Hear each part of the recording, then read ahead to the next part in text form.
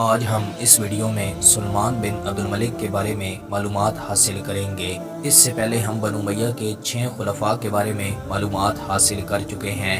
اس video میں ہم بنو امیہ کے 7ویں حکمران سلمان بن عبدالملک کے بارے میں معلومات حاصل کریں گے۔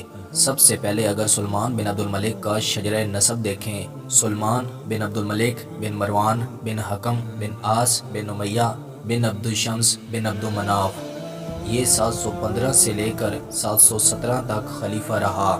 ولید بن عبدالملک کی وفات کے بعد یہ خلیفہ بنا۔ اگرچہ ولید نے سلمان کو ولی عہدی سے خارج کرنے کی کوشش کی تھی، لیکن اچانک موت کی بنا پر وہ اپنے ارادوں کو پائے تکمیل تک نہ پہنچا سکا۔ سلمان بن عبدالملک نے انتقام لینا شروع کیا، اور خاص بات یہ ہے کہ اس نے اپنا مشیر عمر بن عبدالعزیز رحمۃ اللہ علیہ کو بنایا۔ اس نے محمد بن قاسم، قتیبہ بن مسلم، موسیٰ بن نزیر کو قتل کروایا، اور اس نے یہ سب کچھ کیسی کیا، اس پر ہم ایک الگ سے ویڈیو بنائیں گے۔ فتوحات اس کے دور میں ایسی ہی رہی جیسے کہ ولید کے دور میں رہی تھی۔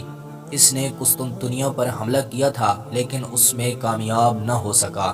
سلمان بن عبدالملک نے 717 میں وفات پائی اور اپنا جانشین عمر بن عبدالعزیز رحمۃ اللہ علیہ کو بنایا۔ وفات کے وقت سلمان بن عبدالملک کی عمر 45 سال تھی اور مدت خلافت 2 سال 8 ماہ تھی۔ اس میں خدا ترسی، نیک نفسی کی بے شمار مثالیں موجود تھی، جس کی وجہ سے اس کی شخصیت با کمال تھی۔